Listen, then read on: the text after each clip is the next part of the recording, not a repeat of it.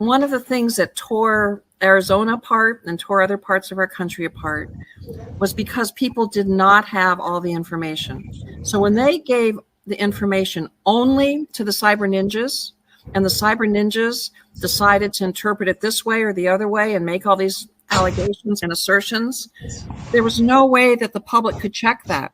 They had to decide for themselves, who were they going to trust? Who were they going to believe? When everybody has the information, then those false claims cannot stick.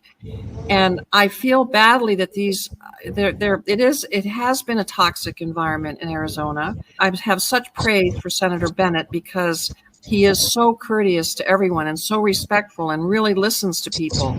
And I know that goes a long way there because a lot of people are not doing that. The thing that's actually preventing the Democrats from supporting this is this fear that somehow these records are going to be used to further false election claims, but they're not, because everybody will be able to say, no, you're wrong. I see it also. Right. And so this is the protection, not the slippery slope. If they end up not releasing the information to everyone, they're going to be filled with false election claims again. Senator Birch. Thank you. I rise to explain my vote. After much deliberation, I think that it came down to a few things for me. I am deeply concerned, like many of my colleagues, about the elections conspiracies that run rampant, and I think that they are baseless and unhelpful. Individuals bringing ridiculous lawsuits. And one of the problems that these individuals have is that there's never any evidence. And I know that in my district, when I'm knocking doors, thousands of doors, I'm hearing from people about transparency in our government. And I don't want there to be any confusion that my yes vote on this piece of legislation has anything to do with my concerns about the integrity of our elections, because that's not what this is about. But I do hear the concerns of individuals in my district about the government, how we operate, and our transparency. And I think that this is the way that my district would want me to vote, and I'm going to vote with my district, and that's why I voted yes today. Senator Gonzalez. Thank you. I rise to explain my vote. As most of you know, I sat on the elections committee all of last session and heard everything about what supposedly went wrong in the election of 2020. On this particular bill, I am going to side with my colleague on the other side, Senator Bennett, and I'm going to vote yes because I think he's right. You know, Fontes also agrees with this. And a very special constituent in my district, Bill Reisner, very much supports this bill. He's an attorney in Tucson, civil rights attorney, very well noted in Tucson, has been working on this for years and years. He assured me that this would be a way for nobody to be able to say, well, like all of the things that I heard in last session's election committee would not happen. He said that he even did this in the Democratic State Party years ago. He's been trying to get our party to do this for years, so that what happened in 2020 cannot happen again. We cannot allow that to happen again. And so my vote is for Bill Reisner, my constituent who has been working on this issue for many, many years. And so I vote aye. Senator Miranda. This is more of a symbolic vote here. I'm rising to support my Democratic Secretary of State. I just want to show support. Out of all the election bills, this is the only one that he supported. So I'm with our Secretary of State. So with that, I vote yes. My name is Brandon Slayton. I'm the chairman of the Maricopa County Libertarian Party. As chair, I was given a crash course in our elections, as the various political party chairmen play important roles in oversight. With this knowledge from my involvement in the 2020, the 2021 Senate audit, and the 2022 election, it is my great privilege to welcome you to tonight's Tripartisan Election Integrity Forum, an event that reflects our shared commitment to transparent elections. We are gathered here as representatives of diverse political ideologies, and as citizens who deeply care about the health and integrity of our democracy. Among us are key figures like Republican Senator Ken Bennett and Democrat Bill Reisner, who have been instrumental in shaping Arizona's electoral landscape. Our focus tonight, trust in elections, Unpacking the influence of ballot image, CVR, and party cooperation addresses an issue that is as timely as it is critical. In recent years, general faith in the electoral process has been challenged. Accusations of fraudulent practices and the resulting public concern call for a clear, open, and truthful discussion on the solution. As we will hear, ballot images are part of the solution. In the absence of such verifiable, transparent tools, our belief in the election's outcome boils down to an act of faith. Without the means to verify election results, we are simply taking the government's word for it. And this is not sustainable, especially not in this era of divisive politics. Tonight is not about partisan politics. It's about working together beyond party lines. It's about transparency, collaboration, and most importantly, action. Our shared objective is to ensure that the voice of every Arizonan is heard, counted accurately, and validated, not just accepted on faith, and that the public can confirm the results themselves. And now, it is my pleasure to introduce our next speaker, a remarkable individual who has dedicated her career to both the arts and social activism. She is a familiar face on our TV screens, but she's also a passionate champion for election integrity. Please welcome Mimi Kennedy, whose diverse career ranges from acting to activism, has been an eloquent and effective voice for change, using her platform to highlight critical issues and inspire action. Tonight, she brings her commitment for election integrity to Arizona, sharing her insights gained from years of advocacy. We're fortunate to have her experience and passion as part of our conversation. Ladies and gentlemen, I present to you Mimi Kennedy. And just a quick note, we will be taking questions, but they'll be at the end of tonight's forum. Thank you.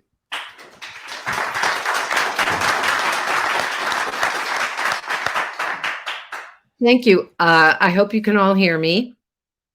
All right. I think that's the first time I've been introduced by a libertarian, and I'm honored. I'm really thrilled. Yes, this is tripartisan.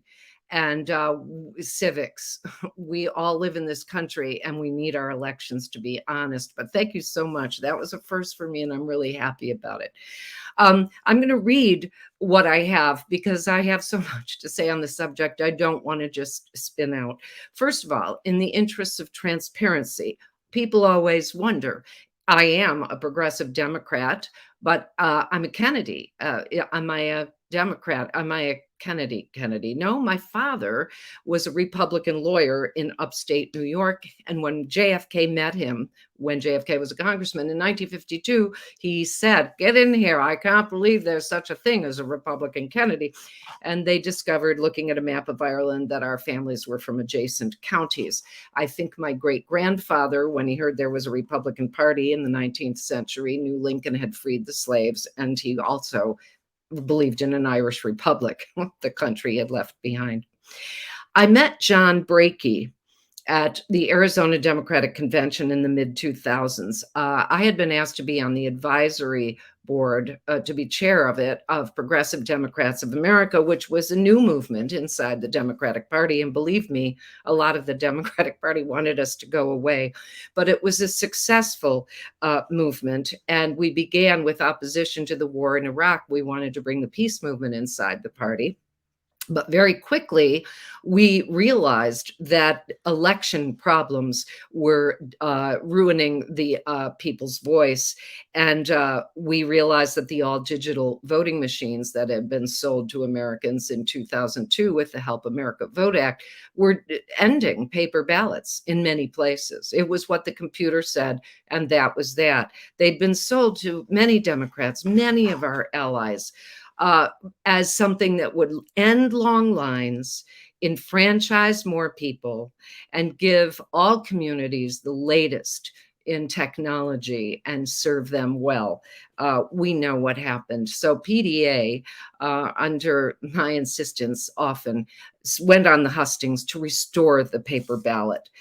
So when I met John, what I loved was he knew the work I'd been doing in California, LA County, the only thing bigger than Maricopa County, was on its way to getting all Diebold machines. And our county clerk had said, I will never count those curly little papers. I'm just not going to do it. So we had to get rid of those machines. Now, even the mention of the name Diebold, now it just starts to spark all the stuff that the Stop the Steal movement has been talking about.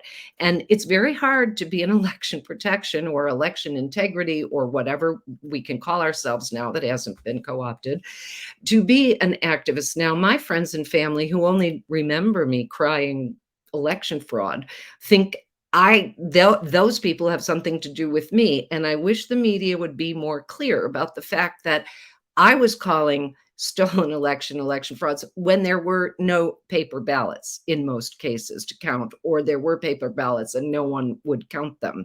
Now, those things have been mitigated somewhat. We've restored more paper ballots, and many more people are aware of the need to prove an election is real. So here comes John Brakey with what I think is the most elegant solution to the existing conspiracy theories, I'm doing air quotes, and concerns, honest concerns about fraudulent elections. If our paper ballots are scanned, which they are in almost every case for the count, those scanners are taking pictures of the ballots. Why haven't those pictures been preserved? They must be preserved as election records. Part of John's work was to get Attorney Chris Sauter to get a ruling from the Justice Department, very little known as far as I know, but Audit Arizona knows about it, that said, yeah, digital records now are also the election records that must be preserved for 22 months. However, that's been ignored because, of course, the law was written before digital records, so people say it's unclear. However, very clear to us, very clear to John, to legislators like Jamie Raskin, to legislators in Arizona. I want to thank those 3 Democrats who voted for the bill as it was.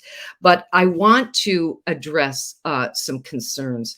In the bill that Katie Hobbs vetoed, there were 2 provisions that talked about making the voter records, which has the voter's name and address, accessible as public records. Now, I know this raises alarms. Of course it does. In our era of voter intimidation, we've seen the people standing by the drop boxes.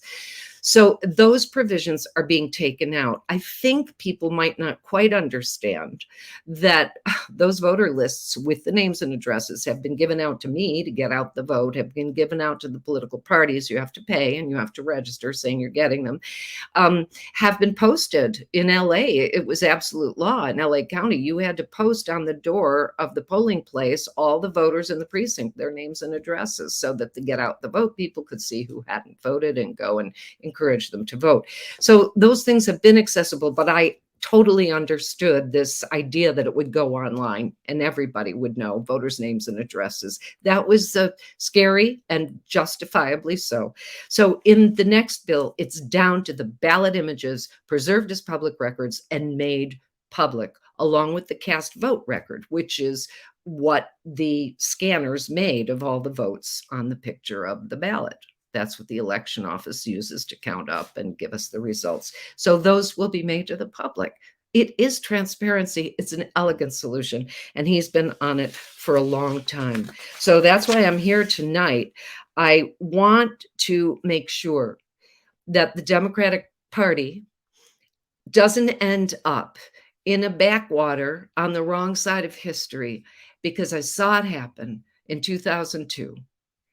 And they brought us electronic voting machines without even really knowing what had happened.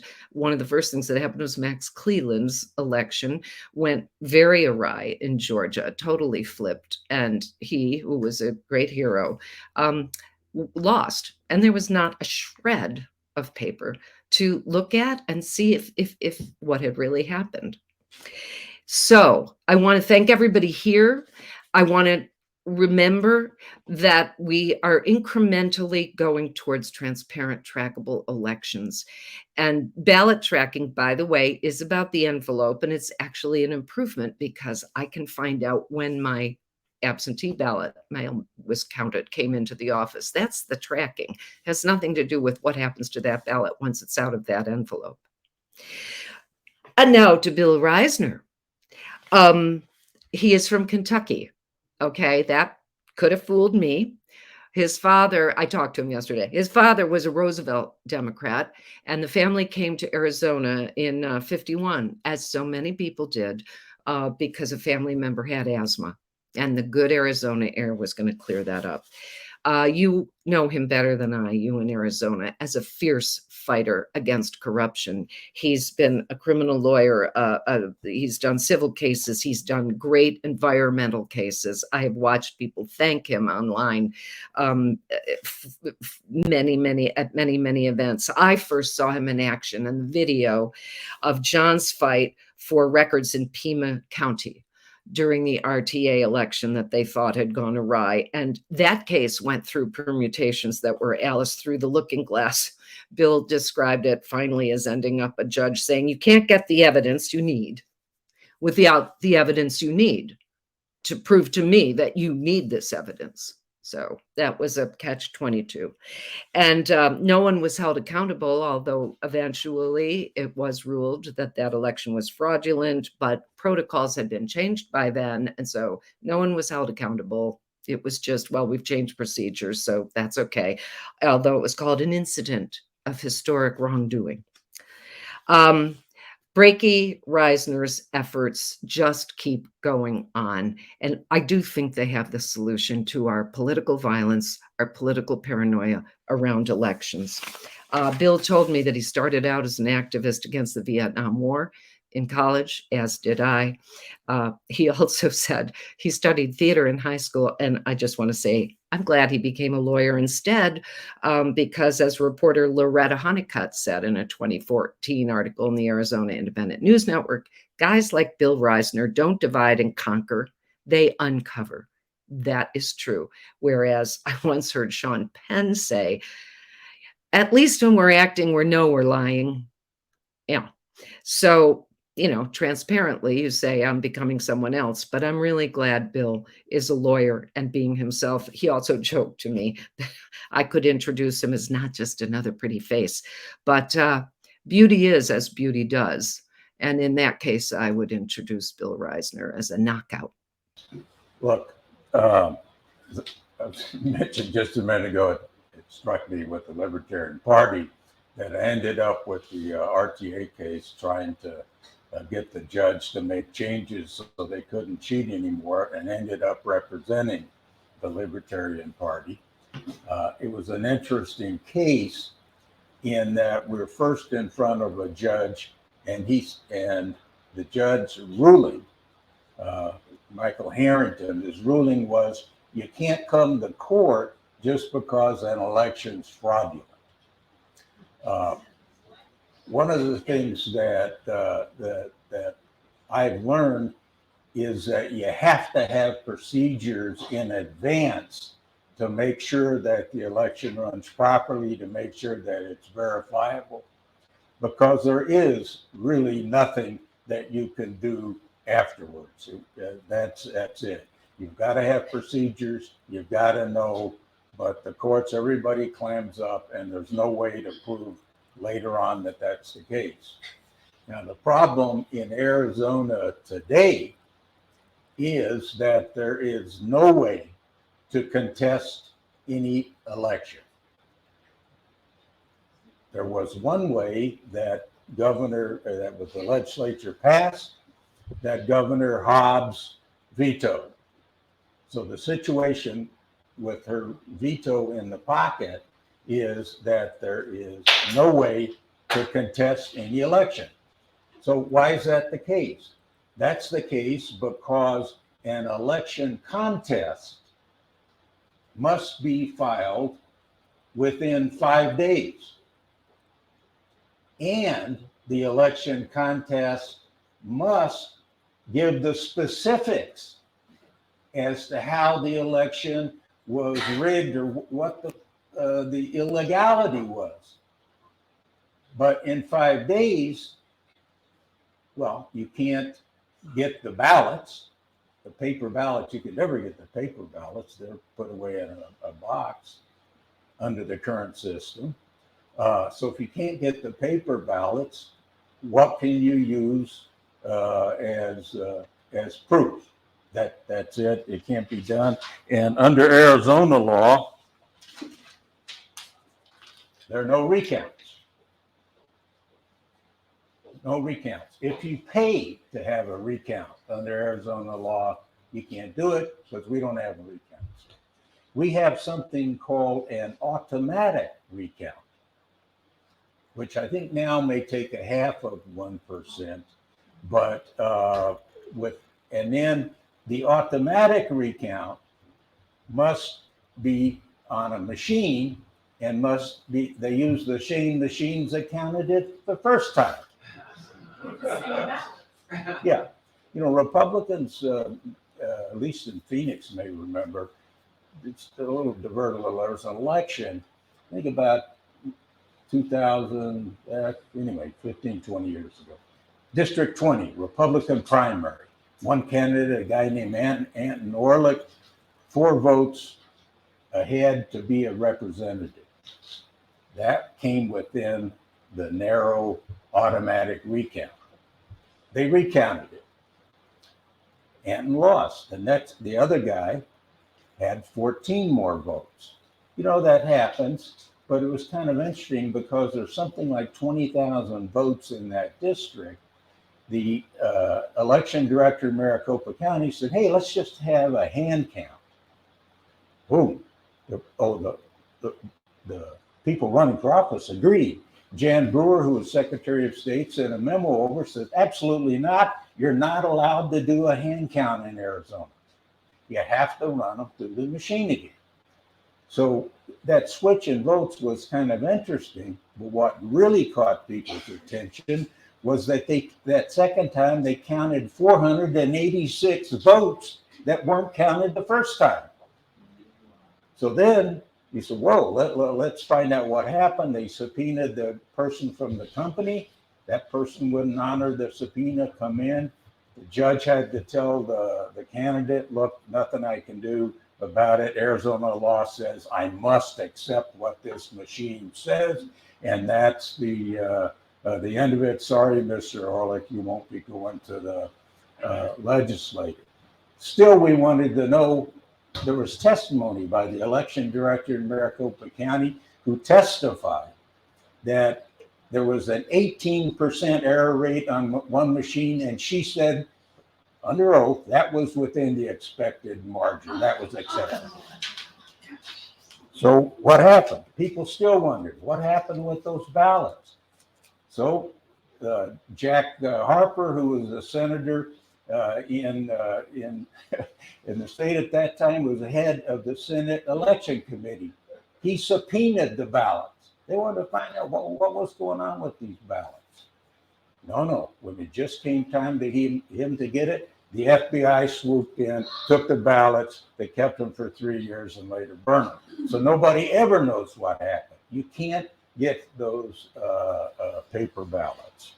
So anyway, the governor, when she vetoed this bill, which is the only way to know what happened, she said that it threatened anonymity and privacy, which, you know, on the face of it is absurd. Because when you put a ballot in, you don't sign your name. Your ballot looks like other ballots, unless you've got some special way to do an oval. It's totally absurd. So she gives an absurd reason, and then says it opens the door to additional election disinformation. But not being able to show anything, not being able to look at the images is that's what opens the door. So the one bill that shut the door, she vetoed, and hopefully they can come up with some language change, and they'll get more Democrats to vote for it. It's startling for me as someone who has represented the Democratic Party in Pima County on several lawsuits, the fact that we didn't get one vote from any Democrat in Pima County. But I think that's related to some internal things. You don't hear our bills, we won't hear yours. Well, that's a fine thing, except that we're talking about democracy and votes, and people must choose which side they're on.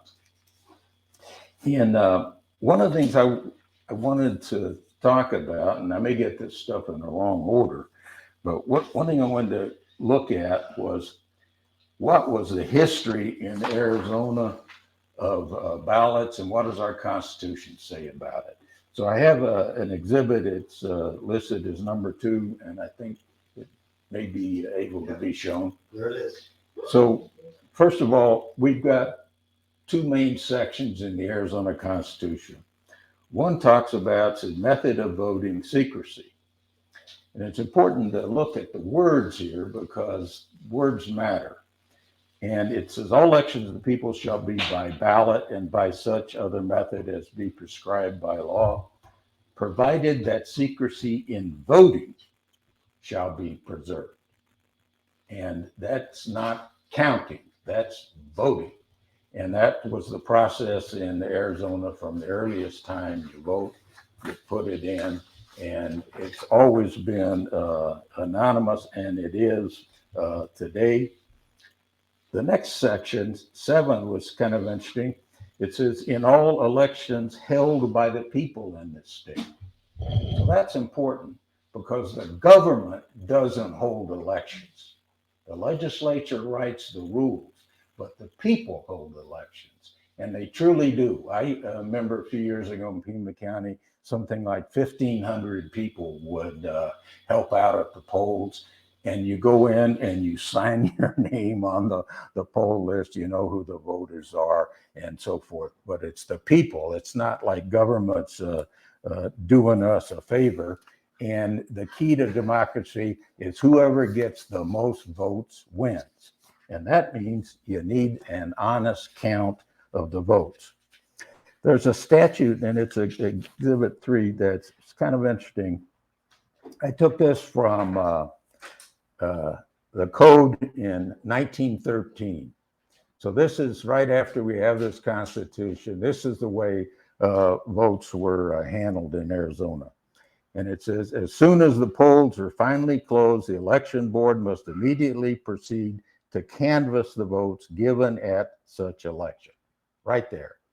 The canvass must be public in the presence of bystanders and must be continued without adjournment until completed and the result thereof is declared. That statute in 1913 went through a number of changes and was 16601, was in Arizona law until 5 years ago when it was abandoned. The legislature took it out. What happened during the intervening time was that the technology changed in counting. That's really what we need to understand and roll back. I had as an exhibit 5A, I took some laws from 1956. Even in 1956, this is the way we did it. And what happens is that at the precincts, they removed, you'd go in and vote, you fold it up, you put it in the box, then they count the number of people that voted, then they count the ballots, then they open them up, then they, one person from each party is there, they look at it and he calls out audibly the who voted for who. So everybody knows. And then even bystanders, there's a rope, you can go in the back and say, I want to watch. Would you hold that up? They'll hold it for you. You can't touch them, but they're marking down and making a tally of who does it. So you know who the voters are, you know what the tally is. And then after they, each ballot is called out, they put a hole in it and they put them all on a string. And then at the end, they have a process for taking the strings and taking it in. So the key takeaway from this stuff is what audit has claimed a long time is voting is private. Counting is public. And we need to know. But then things changed. And where it really changed, I think, was in 1966 was kind of a interesting change. You always, early on, you had 20 days in our state history, 20 days to challenge and contest an election. 1966, they did two things. One, they switched to machines, and then they cut it to 5 days to challenge. So that's where we are now. But those machines have gone through varieties. You know, there were the machines where you take lift an arm and pull it down. Then we got punch cards. We had fun. Once I represented Spring, we recounted the Tucson election because the paper was bad on the punch cards. But then they went to the optical scanners, which is what they did in '66 when they changed the time within challenging. And those optical scanners were the kind where it would look and a certain part on the ballot, it would see if it was marked.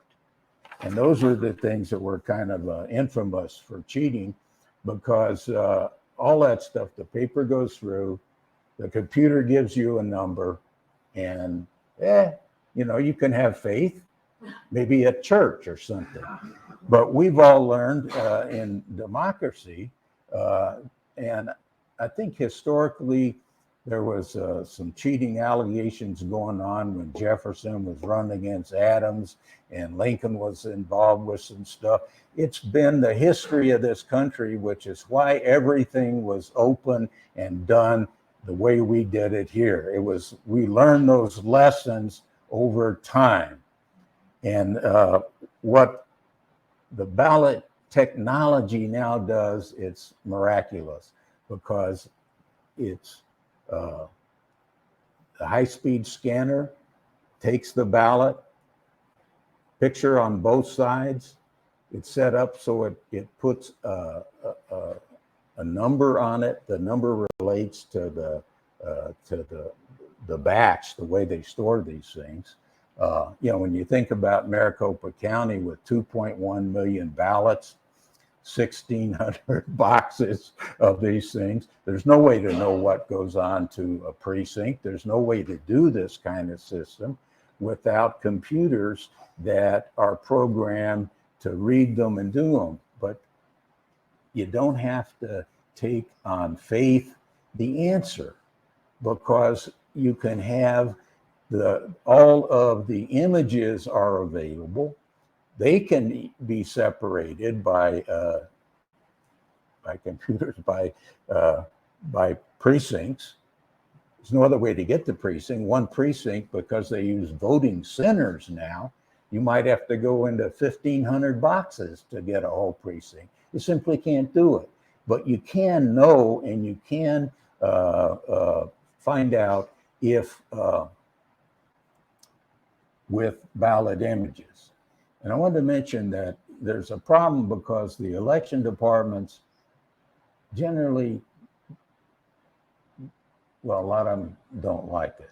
Now, in Maricopa County, their election department, their contract with Dominion does permit precise knowledge, does permit it to even be posted online, and it certainly permits looking and examining it. Why, if after the Senate did their huge examination, hand count, blah, blah, and couldn't do the hand count, finally the Senate said, hey, give us a copy of those images. So they got a copy of the images. And then later, some guy working with the ninjas, well, I couldn't tell if all of the things were there, and I wasn't sure about this and that. Meanwhile, the Maricopa County Election Department had made a second copy, and they said, look, here, everything he says isn't there, is there. This stuff really works well. We made, on behalf of AUDIT, John Brakey filed a public records request asking for a copy of the images, but they wouldn't give him a copy of the images. And, you know, we hung around for a while, and then eventually we had a court hearing. The court says, no, you can't get the hearing. They went to the Court of Appeals. They says, no, you can't get the images. And we're now awaiting, we filed a petition with the Arizona Supreme Court. And what that laws and case relates to is Exhibit 7. Once AUDIT filed a lawsuit, it was behind a lawsuit in Tucson to require them to save the images. What they were doing, and some other counties I think are still doing it, is they take these images and they say, oh, here are the numbers, but they destroy the images. And so you can't count them twice. So this law was passed and the senator that introduced it said the point of it is to make sure that the original database is protected. And so that would permit Maricopa County Board of Supervisors to give copies. But they didn't want to give copies, and the court said, no, even though the statute says that you need to make sure they're protected, including unauthorized copy, you can't get it. We're in court now, and just show you the effect of the veto by Governor Hobbs. Santa Cruz County, this is nuts, but Santa Cruz County sued John Brakey and AUDIT in Pima County because he had made a public record request for the cast vote record. And the cast vote record is a spreadsheet that shows how how it was interpreted, where all the votes are. That's what's used. They said, no, that's secret, and you can't get it. So the judge dismissed the case, not on the merits, because what are you doing suing somebody who made a public record? Santa Cruz County came to Pima to sue John. That's ridiculous. The day after Governor Hobbs vetoed this bill, I received a notice that Santa Cruz County had filed an appeal to the Court of Appeals. And what they're arguing is that all data from an election is secret. So we're facing a huge problem. The people in this state need to understand that, is that we as voters need to make sure and know that our elections are real. And there is a method. It's there. The contract with Dominion that Maricopa County had is public record. You know, I read the contract. It provides, they have a great system. It provides that this is available to the people. But the election department didn't want to do it. So we're at an interesting spot in this state now. Due to this veto, there's no way to challenge any election. And it's opened the door to crazy claims like Santa Cruz County that says you can't even get the cast vote record. You can't even know what we claim the votes were.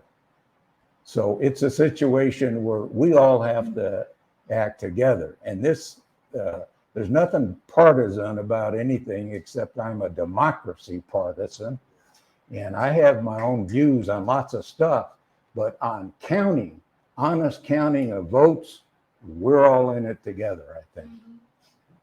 Thanks.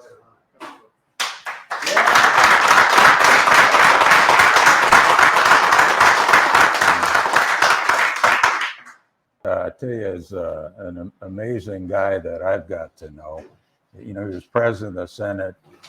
Interesting thing is when he was chosen by the Senate to be the person watching the hand count.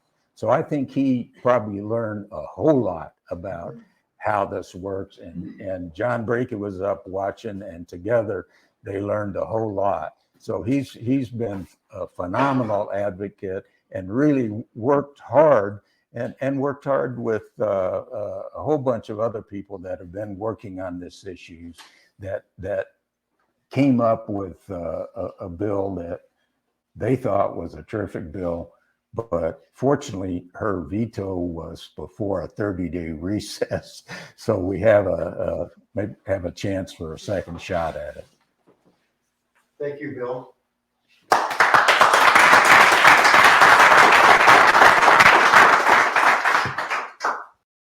Good evening. This is Ken Bennett. I am honored to be with you tonight. I'm sorry I'm not there in person.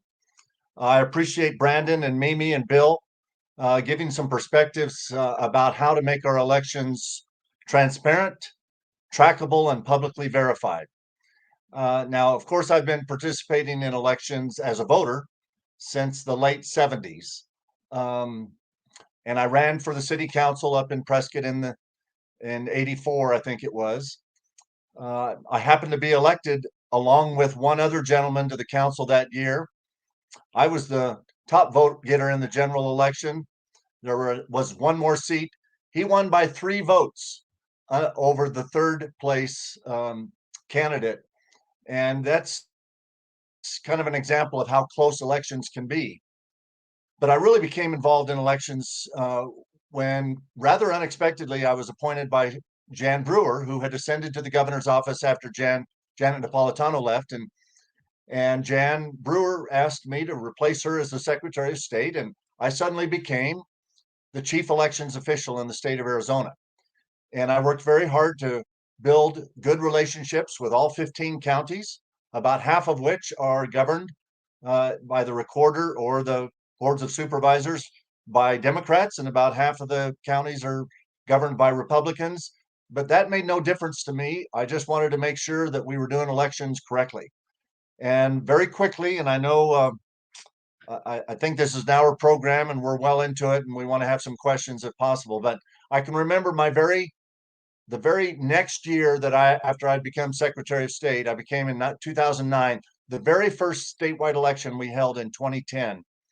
One of the ballot propositions on that election, after almost 2 million people voting in the state, it came back, it was losing by 126 votes. And my deputy secretary came in and told me that it was the first time at that point in the history of the state of Arizona that the state law was going to be triggered, that a statewide vote that was within less than 200 votes between the winner loser had to be automatic recounted, as Bill mentioned. It's now expressed as a percentage of the number of votes cast, but at that time, you didn't recount a statewide election unless it was less than 200 votes between the winner and loser. First time ever. And I was laying in bed that night thinking, okay, there was about 2 million votes. We got to get all these ballots out, run them through the machines again, and count them. If those machines are 99% accurate, 1% off, 1% of 2 million ballots is 20,000 ballots. This is a race decided by 126 votes. If they're 99.9% accurate, that's 2,000. Much larger than the difference. If it's 99.99% accurate, that's 200 votes in a race that was decided by 126. We could recount it the second time. And even if it was 99.99% accurate with the first count, it could go from losing by 126 votes to winning by 74 votes, a swing of 200 votes. That's when it really hit me in my head and heart how important it is to be precise in our elections, but not only that, to be transparent. So after being Secretary of State and going on to other things, when the audit of Maricopa County occurred in 2021, having been a Senate president and a legislator, and the Senate was asking for an audit, but also having been a Secretary of State, I offered to help if I could. And I was asked by the Senate to be the Senate liaison to the audit, to be their eyes and ears because they were in session. I asked several Democrats and eventually found John Brakey, who would serve as a co-liaison with me. I asked Brandon Slayton, the Libertarian chair, the chair of the Libertarian Party there in Maricopa County, to be because that's what we do in elections in Arizona. We get multi-parties involved as observers and volunteers. And that was a fascinating 6 or 8 months in that audit, with allegations going back and forth in all different ways. But as I thought about it after that, it all happened. Most of the questions or conspiracies or concerns about elections basically came down to 3 main categories. One was allegations that people that shouldn't have been voting were allowed to vote. Second was this allegation that there were unauthorized ballots that somehow got injected into the system and were counted as part of the process and therefore changed the outcome. And the third was that the machines had not counted the ballots accurately, and we ought to somehow verify that the count was accurate. So they did the big hand count and counted every. Anyway, after working through that issue and sitting down and having hundreds of conversations with John Brakey and many others, we came up with an idea that ended up being Senate Bill or House Bill 2560. That's the bill that unfortunately the governor vetoed. It said that when counties conduct these elections, they will produce 4 pieces of public information. The first 2 are already public information, but it would be a list of who was eligible to vote. Actually, before the election, that would be released. That's already public information. After the election, 3 more pieces of information, a list of who voted, so that you could tell that everybody on the voted list was on the eligible to vote list. Third was going to be release the images of the ballots that the machines take a picture of as those ballots go through. That would allow us to verify that we have the same number of ballots as we had the same number of voters, that there weren't any additional ballots injected into the system. And fourth was the release of the cast vote record. The cast vote record is essentially a spreadsheet. And the votes on a particular ballot are recorded on a row on that spreadsheet. So if you have the ballot images of ballot number 692 or whatever ballot you want to look at, you can see that there's a vote for Smith and Jones and Garcia and whatever races they're running in. You can now go to row 692 of that cast vote record and see that the system recorded a vote for Smith and Jones and Garcia. Then you can add up the columns of that cast vote record spreadsheet and see that the totals that each candidate received is what the county told us in the canvas, the certification of the election. That's what each candidate received. Now, as was alluded to by Mimi, I think, or maybe Bill, it created concern that these voter lists and the ballot images might allow people to reverse engineer somehow how any particular voter voted. Even though that's not the case, I believe that was the main reason why the governor vetoed the bill at the request of some organizations who had that fear. And so we're going to bring back the third and fourth aspects of the bill, just releasing the anonymous ballot images and the cast vote record, so that anybody who wants to, a candidate's campaign, especially those that might lose by just a few, the media, university, academia, Audit USA, anybody, political parties, anybody who wants to compare those ballot images with the cast vote record can do so. And there's programs available. In fact, there's software for other companies that are used in other states around the country where you can take the ballot images that may have gone through a Dominion system in Maricopa County or ES&S system in 13 of Arizona's 15 counties. And then Yavapai uses a company called Unison. No matter which system captured those ballot images, if you have the ballot images and the cast vote record, you can retabulate using a fourth company. Clear Ballot is one that's used in Maryland, for example. With this transparency, with the ballot images and the cast vote record, anybody can verify that the election was done correctly and everything is transparent. Somebody who lost it, and I'll just use kind of the most high profile one this last election. Carrie Lake cannot wrap her head around the fact that she lost in the election. She can't get to the ballots to show so that she could find out and go to a judge somewhere and try to prove how she lost. But if these ballot images were available, she could see the 120,000 ballots, and that's about what it was, where a voter voted for example, Republican Kimberly Yee, who ran for state treasurer successfully and won, but didn't vote for Carrie Lake, Republican running for governor. And if you look at the cast vote records, which are another report that's produced by or if you look at the statement of votes cast, I'm sorry, that the counties issue, and the statements of votes cast is also a document that comes from that cast vote record, but it does so in total numbers. You can clearly see that Kimberly Yee, Republican running for state treasurer, got 120,000 more votes than the Republican nominee, Carrie Lake, running for governor. And that's how that essentially explains that Carrie Lake lost the governor's race by 17,000. If she had gotten as many votes as Kimberly Yee had received, she would have won the governor's race. But for whatever reason, the voters selected Kimberly Yee for state treasurer, did not select Carrie Lake for governor. And if people believe that something happened, either inadvertently or intentionally, to manipulate those results, it's the ballot images and the cast vote record being made available to the public that will provide complete transparency to verify that our elections were done correctly. So I have another election bill that was over in the House. They made some changes. I'm going to take that bill to what's called a conference committee, probably happen next Monday or Tuesday. I'm going to, the things in that bill were not nearly as important as this.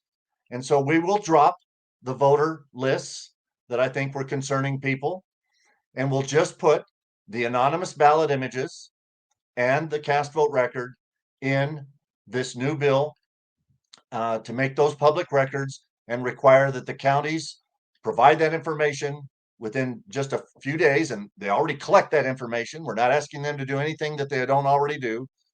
Simply transmit that data to the Secretary of State's office, who will make it available in a secure portal so that anybody who verifies that they will only use it for election purposes, and that's the only thing you could use it for anyway. It won't be the voter list that you might want to use for a mailing list for your newest magazine or anything. That will be out of the bill. So I will stop there. I'm not sure if I missed a cue or something from the folks running the Zoom meeting tonight, but I hope that explains why I believe, and it's not just me. I was very honored that Nikki Fried, the chairwoman of the Florida Democrat Party, sent a letter encouraging the support of the bill. Douglas Kellner, a commissioner of elections in New York, supported this idea. It's interesting that Democrats in many of our 50 states are advocating and being opposed by Republicans for the same thing that apparently Governor Hobbs felt that a Republican was sponsoring a bill and a lot of Democrats weren't in favor of it yet. But with the efforts of Audit USA, with the efforts of Mimi, these others, we had Benny Smith, election commissioner from Tennessee, Democrat, weighed in. This is exactly the kind of transparency that is making elections in other states trackable and publicly verifiable. And it will do the same thing in Arizona. And I think, in fact, if we do it, requiring all counties to do it. Right now, you've got pockets in some states that are doing this and many that are not. If Arizona can lead the way in saying that we're going to make ballot images and the cast vote record spreadsheet where those votes are tabulated, public records, then we can verify our elections once and for all, and we can tell people they really lost or won. I'm sorry, I forgot to mention that we were hoping to have a surprise special guest to kind of wrap things up tonight. I spoke with Adrian Fontes, the Democrat Secretary of State. I served as a Republican Secretary of State. We may have things that we differ on the other policies, but transparency in our elections is exactly where we are both 1,000% committed to that. I asked Adrian today if he would be able to come on for just a few minutes to wrap this up and be our special guest. He was very apologetic and said that he was just going into a meeting that would not wrap up until about 8:30 tonight. But he wanted me to convey to everyone present or watching tonight that he is in total support of what will be Senate Bill 1518, 1518 will be the new bill number. 2560 was vetoed. We don't have the votes to override a veto. Plus, I think we can alleviate some of the concerns that Mimi and Bill and others mentioned about the voter lists being in there with the ballot images and the cast vote record. The changes we will make to 1518 will be just the ballot images and the cast vote record. And Adrian wanted me to convey to all of you that he is in 100% support of that. Can you hear me, Ken? Now I can, yes. Good. My name is Tim Locks. I have three questions for you. Hopefully we can get through real quick. The first one you can probably explain last. Would you be kind enough to explain SCR 1037? Is this in effect now, or is it something that's going to be a ballot measure? That's the first question. Second question was, why was Jovan Pulitzer not allowed to speak to defend his audit on the 2020 election? And the third question was, it is my understanding that there are still 140,000 ballots that were never counted in the 2020 election. I understand that you were at that time a liaison between the legislature and I think we should probably keep the questions germane to the ballot. That's it. Well, let me address those three questions quickly, Tim. SCR 1037 was a resolution. It is not binding. It does not have the effect of law. It did pass the House and the Senate, obviously with Republican votes probably exclusively, to say that we don't want to use machines anymore. But that does not have the effect of law. Unfortunately, one of our Republican leaders in the Senate sent out a letter to all the county election folks saying that because of that resolution, that machines could not be used in any elections going forward in Arizona. That is not true. The counties and the other statutes that are still on the books, the counties can and will follow those, which allows them to use the machines. We do have hand count audits that will also be used to verify that those machines counted batches of ballots accurately. But SCR 1037 and the letter that Borelli sent out saying we can't use machines anymore in Arizona was, I'm sorry, misinformation. And machines will be used in the 2024 election. As to why Jovan Pulitzer was not allowed to speak in September 2021 report to the Senate, I've never met Jovan, and it was not my decision. That must have been a decision between the Senate and between Doug Logan, the CEO of Cyber Ninjas, as to why Jovan's part of what he did in the paper analysis and some of those things was not part of the presentation that was given to the Senate on September 24th, but that was not a decision that I made. And I can't answer whether there are 140,000 ballots that weren't counted or not.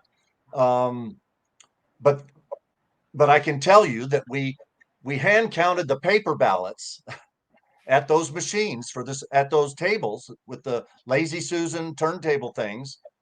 And the fundamental statement that Cyber Ninjas put in their report from the audit was that they accounted for 2,089,569 ballots, paper ballots. That was within 994 total ballots of what Maricopa County said had been run through the election. Maricopa County said there was 2,089,563 ballots. And the Cyber Ninjas said that they accounted for within 994 of that number. So very close, within 1,000 of almost 2.1 million ballots. The second statement that they made, or the most important statement they made, and they said that, not me, was that the votes in the presidential race in the 2020 Maricopa County election between Trump and Biden, they came up within 350 votes of what Maricopa County had said in the official election results the previous November. And Cyber Ninjas said that Joe Biden didn't win Maricopa County by 40,000. He won by 40,350. And so the 350 variation that Cyber Ninjas verified in the votes on those almost 2.1 million ballots was actually slightly in Biden's favor. So, but that fundamental statement got lost because there were lots of other things that they alleged. There might have been hundreds of people who had already died that voted, and people that moved and were the correct number of ballots counted and all of those things. So, but your point, your question, your third question about whether 140,000 ballots didn't get counted would be verifiable if this bill with this concept passes, because the counties file a statement of votes cast as part of the official canvass of an election. And it says, we had 1 million whatever voters vote. There should be the exact number of ballots, ballot images released should match the number of voters that voted. And that would help to verify in any election whether 100 ballots were missing or 140,000 ballots were missing. Of the 78 concerns that Cyber Ninjas put in their report, Maricopa County did admit that the Cyber Ninjas found one error that Maricopa County admitted to, and that was that they had counted a batch of 50 ballots twice, and they admitted that. But if, as you have heard, that it was 140,000, we didn't find that when we counted the paper ballots. We came within 994 total ballots accounted for from what the county said, 2,089,000 and whatever. And of the votes on those 2 million ballots, we came within 350. But your question perfectly illustrates the kinds of concerns that can be addressed with ballot images and cast vote records released together. Thank you for those questions. My name's Lauren McElroy. I came tonight because Bill Risner is one of my heroes. I've watched you since the late 70s in Pima County fight against corruption. I'm glad you think that ballot images is going to help, but I just think I want the paper ballots too. I want to have a triangular verification. I mean, how many of us have ever deleted an image from our cameras? Come on. And I've been involved in the 2004 election, which, in reaction to what happened in 2000, we thought, okay, this time it's going to get counted right. And it did not. I'm really concerned about things that happened.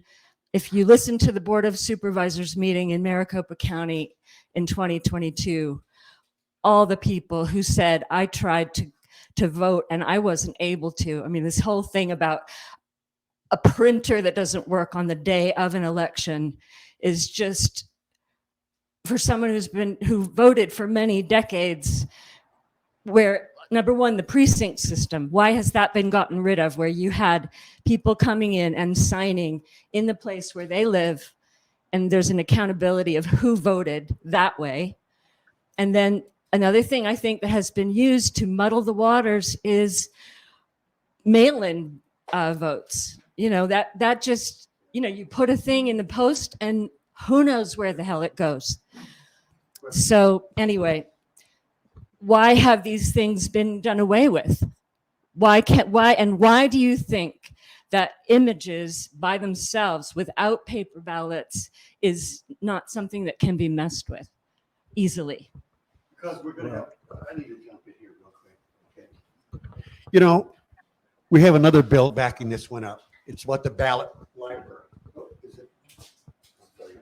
Okay. Is that we have another, you make a bill, you do it in small portions. Okay. You build a foundation. That's what we're doing. But you know, our intention is to have a situation, a lady like her, we want you to go to the ballot library.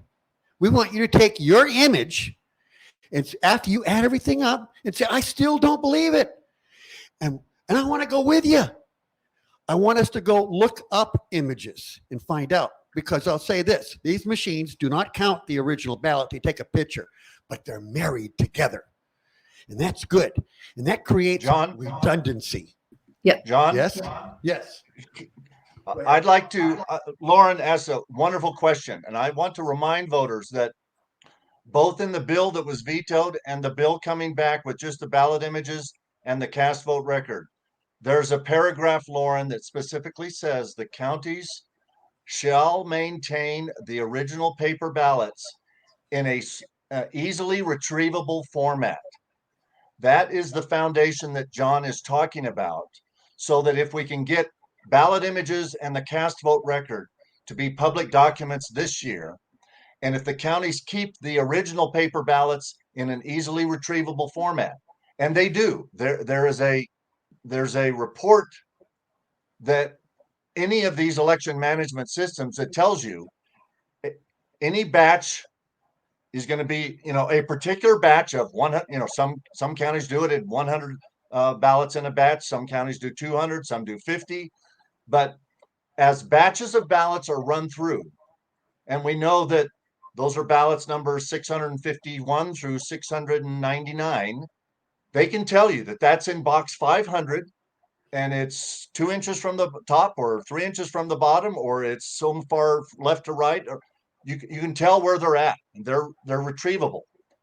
So the next step, and this will be next year or the year after, is after you have the ballot images and the cast vote record, and you can verify that all of the votes on those ballot images were correctly tabulated in the cast vote record, just what you're asking for will be one of our next steps.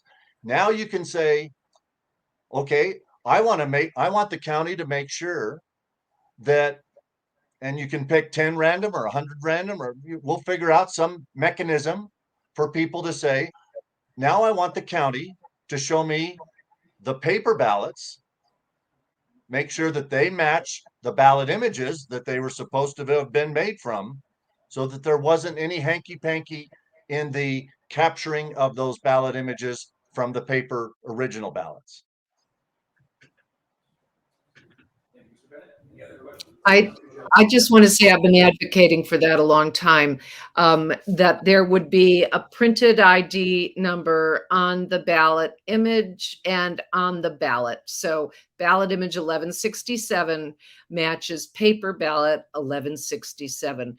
It involves printing a number on the ballot. I mean, it's a ways down the, but that is my advocacy, and John calls it a ballot library, and the image and the paper ballot are married by a matching ID number. I have been concerned that any digital file can be messed with. And so I understand your concern that you said, why do you think images are going to be any better than anything else? Because it's a step towards transparency and redundancy, and it also makes cheating very, very difficult. If you were going to change a ballot image and then go find the ballots just enough to swing an election in the paper ballot file and change those all out, and the cast vote record, no. So that's why this is an elegant solution for people, and it will involve keeping the paper ballots and going there as a probably a random risk limiting audit, some sort of thing. So those ballot images have not been messed with. Thanks. Thank you. Hi, Ted Downing. Okay, a voice out of the Pleistocene. I have a question. First, I want to thank Ken, the wonderful work for years, Bill, all of you, and especially those in the room that have been working very hard to get this, what turned into a veto. My question concerns a process now, and maybe Ken can help us. He said that 1518 will now go through a conference committee. I wonder if there's two parts of my question for everybody. I wonder if you could explain what happens in the conference committee and what we expect, and will that go back to both the Senate and the House? And in that case, and this is a question for Bill and for Mimi, in that case, what could those of us that have been fighting for so hard now, was it been 18 years? I don't know if it's 19 years. Yeah, since I was in the legislature.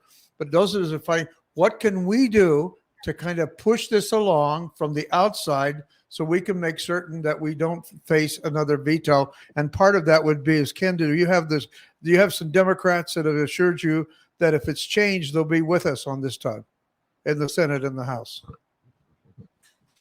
Ted, to your question, let me describe for everyone's understanding. After a bill goes from one house to the other, House to Senate or Senate to House, if there are changes made in that second body, and those changes are not agreed to when it comes back to the first body, then you can go to what's called a conference committee to work out those differences and make them identical so that then they go back to both houses and get voted on one last time.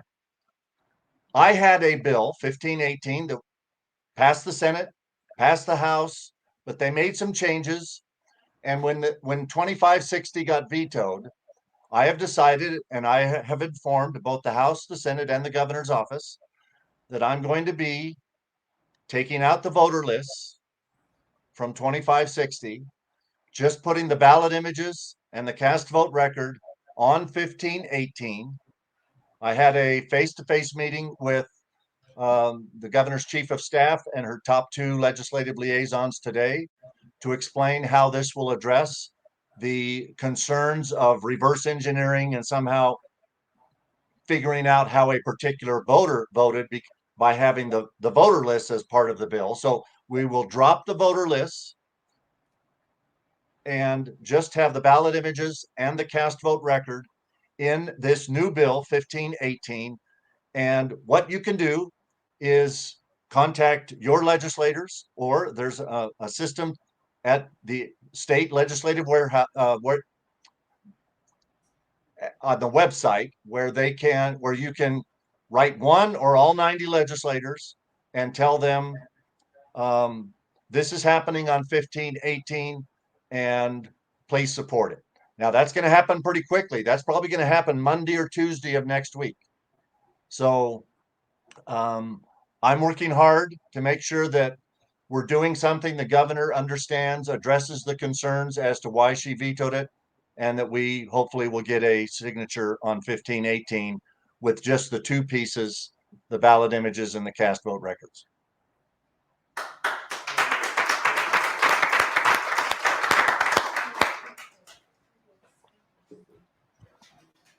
Hi, Nothing's ever dead at the legislature. Hi, my name is Derby, and I think this is maybe for Ken. My curiosity is what can be done to put voters' minds at ease about allegations of deceased people voting? Like, are my great grandchildren going to be voting for me, or is there some way to wipe that out once I've passed on? Okay. Well, first of all of the death records that occur within the state of Arizona go to what's called the Department of Vital Records. They are required by state statute to periodically, and I think it happens weekly, notify the Secretary of State's office of who has died in Arizona. Secretary of State's office is required by state statute to then send that data to the 15 counties who are required by state statute to update their voter record, original voter records, and remove those voters from the voter rolls at the county level. Even though we're taking out the voter lists from the bill, which I think means we can get a signature on the ballot images and the cast vote record bill in 1518. As we've alluded to a couple times, voter lists, who was registered and whether they voted in the last election, is already a public document under state statute. And it's required by state statute that those voter lists, with what's called their voter history, the voter's voter history. So for example, I can get and I did this when my father passed away in 2017, I think it was. I got a list of voters in 2018 and made sure that his name was not on that list anymore. And so even though it won't be part of this bill, it is an important part of keeping our voter records clean to make sure that candidates or political parties or interested organizations like Audit USA or you as an individual have access to the voter rolls. You can't use them for commercial purposes. That's not allowed under state law. But anybody who gets, if you went to the Pima Republican, Libertarian, and Democrat parties, I'll bet they both have a voter list of all voters in Pima County within the last 90 days. And you could verify that somebody that died a year or two ago or whenever is not on that list. Oh, I have a follow-up question on that also. Okay, I'm a data guy and I do data analysis. If I was to get a list of every voter in Pima County and sort by age, would I find any anomalies? Would I find anybody over 100, 150? I hope not, but I believe that that's exactly the kinds of transparency and public verifiability that we need in our elections. And that's why, as part of the reason why we had included the voter list as part of the first bill, because the four of them, if you have a list of who is eligible, you have a list of who voted, you can see that everybody on the who voted list was on the eligible to vote list. If you have the ballot images and you have the same number of ballot images as the number of people who were on the voted list, and then you have the spreadsheet on which the votes from those ballot images were all tabulated, you can now see, as those three questions I mentioned earlier, there's nobody voting who shouldn't have been eligible. We have the same number of ballot images as we have voters in this election. And we have the spreadsheet that shows that all the votes were tabulated correctly. But that kind of data analysis by people like you, Derby, who have that capability, should precisely be part of what citizens who conduct our elections, as Bill said. The government only facilitates these elections at our authorization. And we need to have that level of transparency. When I was Secretary of State, just to give you, we did things like that because we had data people like you. In my first statewide election, I had the data guys at the Secretary of State's office run the voted list for people who voted from the same address. And we had an address in Maricopa County that came back with 491 people voting at the same address. We thought we had uncovered a massive fraud of some type of a voter ballot harvesting something or whatever. We drove out to that address and found out that it was a retirement home. And there were 643 people that lived there and 491 of them had voted. So it was legitimate. But whether you're checking the number of voters at an address, the number of voters by name, the number of voters by age, the number of voters in a precinct, as John mentioned, you could sort these ballot images down to the precinct level. And you could look at, I know how many voters there are in the Watson precinct up here in Yavapai County. There shouldn't be more people voting from the Watson precinct than are registered there in the first place. And that's the kind of detail analysis that people with your capabilities and many others could do if we make our elections transparent. I just want to add to that. Thank you, Ken. As a citizen, I have gotten voter histories I was asked for as part of a data analysis, and it was available to me. I had to pay for it, and I got it on a CD, and we were looking for people and whether they'd voted by mail or they'd voted at the polls. That's all data that was kept by LA County, and I, as a citizen, could go and use it as part of an election protection strategy that we were pursuing at the time. And I'm Millie Ryan. I've worked the polls a few times. I recently changed my party affiliation and became a libertarian. And I was told that I cannot be an inspector at the polls because of the party. And I read through all of the material from the policy and procedures on election poll workers, and it talks about the two main parties. It talks about the three main parties, but then it talks about the two main parties, just Democrat and Republican, at a polling place. And I'm not sure I'm clear on why not. I understand we have a judge of the same party and judge of opposing party. And if I go in as a libertarian, I would think that the judges would, if I had a libertarian as one of the same, and a Democrat or a Republican could be the judge of the opposing. And I know that they need more poll workers and they need younger ones.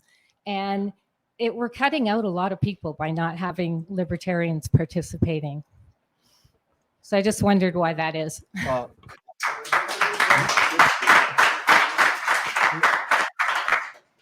Millie, I believe somebody told you that in error, or if it's not an error, I will fix that in state statute next year. Because everything, I mean, I was Secretary of State for 6 years. I oversaw 3 election procedure manuals, they're called EPMs, that were done in the odd years, 9, 11, and 13. And in all of the statutes I've ever read and the election procedures that I've overseen as Secretary of State, party not designated, some people call it independence, but party, if you're not Republican or Democrat, a person registered as party not designated or green or libertarian should fulfill the requirement of filling a position wherever you wanted to serve in a precinct or a voting center as a person from different parties. For example, 24 hours after the machines count the ballots, the counties are required to have a hand count audit, and they take randomly selected batches of the actual paper ballots and hand them to 2 people from 2 different parties sitting at tables who count them by hand and verify that the machine count was correct. That can be a Republican and an independent. It can be a Democrat and a libertarian. It can be a libertarian and an independent. It's, as long as they're not 2 of the same party. So I believe somebody told you something in error. That told me, the person that actually told me that, I'm participating in a group that is getting feedback from poll workers with Pima County, and it's the lady who does the hiring of the poll workers. When I told her I changed, she told me that I would not be eligible to be anything other than a clerk at this point. So I was told by the lady that hires the poll workers.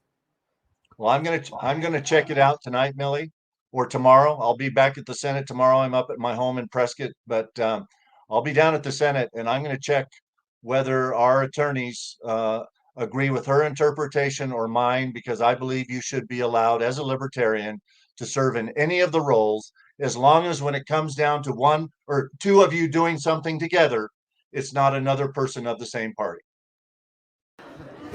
All right, thanks, you guys. So yeah, my name is Peter Norquist, and my question is to anyone. Okay, my question is to anyone who would like to weigh in on this. I am just curious, since a big part of this bill that is under discussion is about the ballot images. What is the chain of custody of the ballot images from beginning to end? So I assume that they begin on the machines that the ballots are fed into. And from that point, what happens to them? Do they ever get duplicated? Do they go onto another server? Do they get centralized? Do they go into the cloud?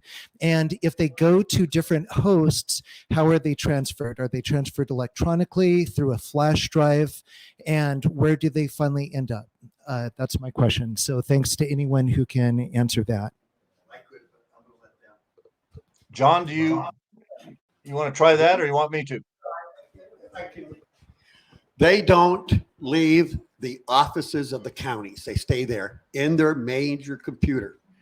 until after the canvas, they click a mouse and they make a copy. And they send it off to the Secretary of State's office, okay? But before they do, if you're in Maricopa, we want 741 precincts. If you're in Pima, we want the whole state to break them down to precincts where anybody could handle it, okay? Nobody has a computer that I know of, at least that I know, that can handle 2.1 million images. I've done as much as 1,000,001 in it, and I got a very powerful computer. It doesn't handle it. We want people to think locally, okay? And then maybe act globally to defend our democracy. And so we believe that this system is really going to change things because, you know, in the 2020 election, just to say this, 80 million people didn't vote, even though a lot of people claimed there was more people who voted than were citizens in this country. No, it wasn't true, okay? They're only giving you registered numbers. But getting back to the question that you asked, it will be John, talk about hashing. John, talk about hashing those images. Absolutely. The images, when they're made, as they go through, they have the numbers. And it goes ahead and it says this ballot has this much of a value.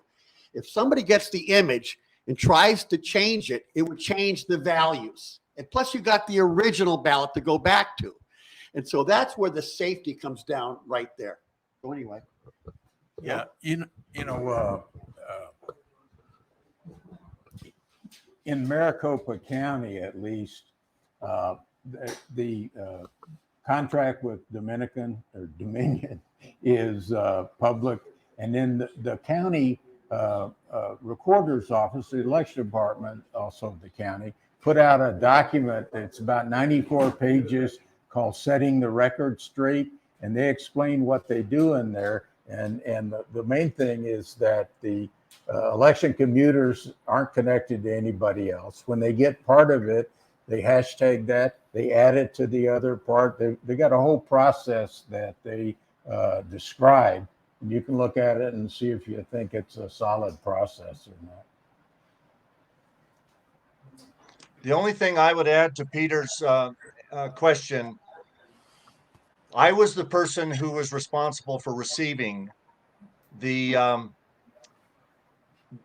all of the data that the Senate had subpoenaed from Maricopa County, including all of the machines and the hard drives and the big black boxes. And what we received from Maricopa County would seem to indicate that they had the kind of the mainframe computer. It was a big black box about the size of a, well, I don't know how to describe it, but it had to be 2 foot by 1.5 feet and 6 inches deep. But they also included 6, if I remember correctly, big hard drives. They were orange at the ends. And it looked to me like they had made copies. John's right. They had them in their possession, but they had made several copies, but each copy should have had hashed images that were identical to the same hashed images that would have been on the other copies. But they, about 15 years ago, when I was Secretary of State, the State Library and Public Archives Agency, which was part of the Secretary of State's office, decided to change policies in the state of Arizona.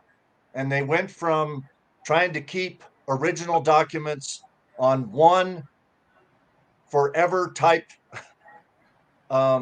medium to, they came up with a new, I think I can remember it, LOCKSS,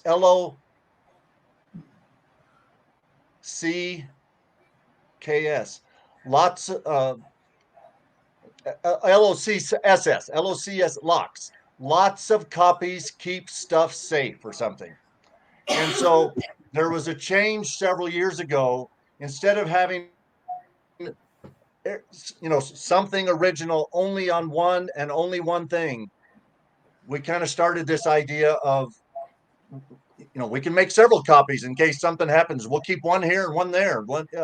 So to me, it comforts me that there might be multiple copies of all of those ballot images. And tiny Santa Cruz or Greenlee County might transfer it from one place to another differently than Maricopa does it. And some of them might use the cloud, I hope, because there's redundancy and all kinds of protections there. I don't think we specify in state statute down to that detail, but your question addresses a very important issue, and that is, how do we keep stuff? How do we keep original records and the original ballot images and things like that? While we're also talking about making copies of those ballot images and the cast vote record available to the entire public.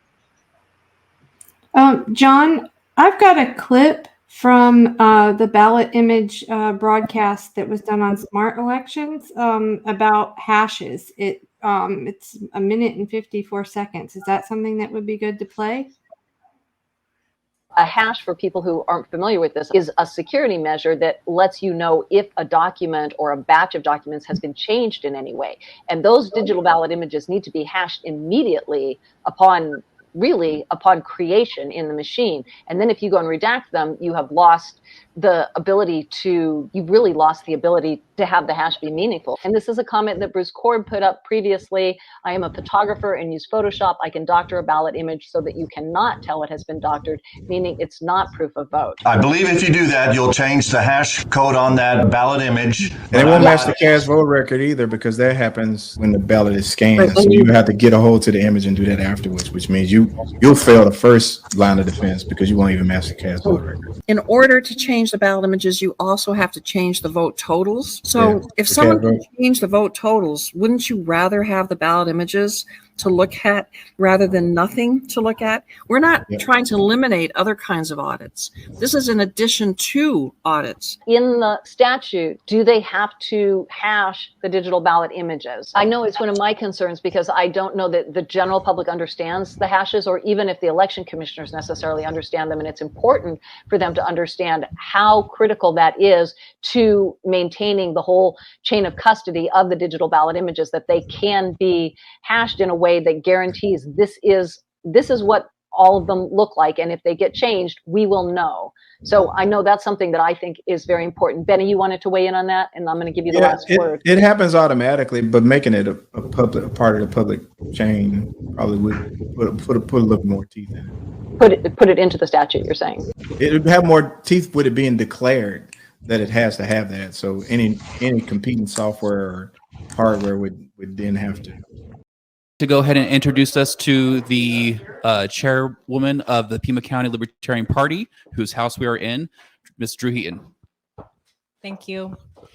As it was said, my name is Drew Heaton. I'm the chairman here in Pima County, and I just want you to know that I'm so honored to have John, Bill, and Brandon here in the house. I have really admired Bill and John when I started learning about the elections and what they've done to protect our elections and to fight for transparency for many, many years now. So thank you. Thank you for being here. I also want you to know that it's an honor for me to have each and every one of you individually here. And it means a lot to me because as someone in my community who sees hatred coming from each side, I see, it doesn't matter if I'm in a room of right or left, they will say things like the partisan divide is killing America. And I believe that that is true. But right here in this room right now, I want you to think about what's happening right now. My friends on both the right and the left have come together peacefully. You know, if there's anyone that can stand up and say, I disagree with you, but I can live peaceably with you, it's the libertarian. And that message is what we want to continually spread. And I promise you, as the chairwoman here in this community, that you are welcome here in this house, no matter what your party affiliation is. I don't tell anybody, no, it's being recorded, so people are gonna know. I have at times convinced people to stay Democrat, to stay Republican, exert influence where you are. And remember that what we want to do is bring people together. And I really appreciate all the hard work that both John, Bill, and including Brandon have done towards this issue. So, thank you. So I just want you to know that this is about bringing a community together. We must in our community learn to disagree and work on issues that we agree on. And this is definitely an issue that we agree on. So thank you for coming here. I hope that you will return. Thanks.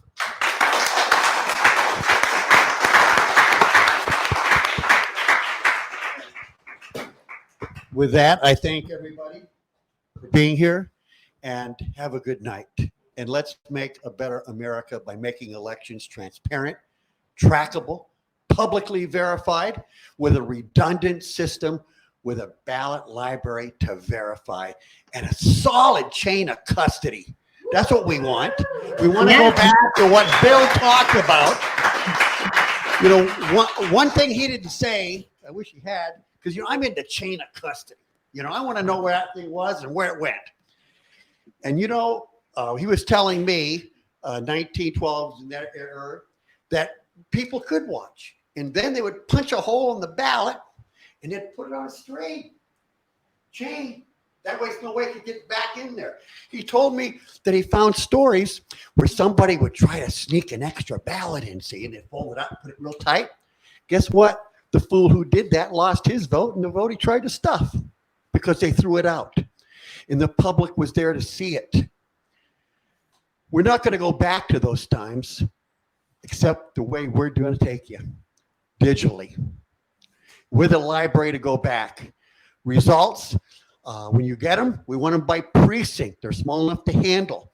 The cast vote record is no good without the images. It's a spreadsheet, okay? Anybody knows a spreadsheet, you can do what you want on it. But with the links to the images, we could verify, and maybe we could move this country forward again and be the we. I'm sorry I haven't got my button on. I didn't have time. I usually wear a be a we button. And you know, when I first got into this thing, I was highly partisan. And I met great people in the Libertarian Party, people like Ken Bennett, who, you know, just a remarkable human being. I mean, we bonded because we were in the same foxhole fighting grifters. And it was quite an experience. But anyway, thank you all. And thank you, Drew. Ted Downing, wow, this is a guy I go back a long way with. We fought a lot, but I was under him, and he was the chair of the Democratic Party's election integrity, and I was his lieutenant. Anyway, thank you, and good night, everybody. And thank you all.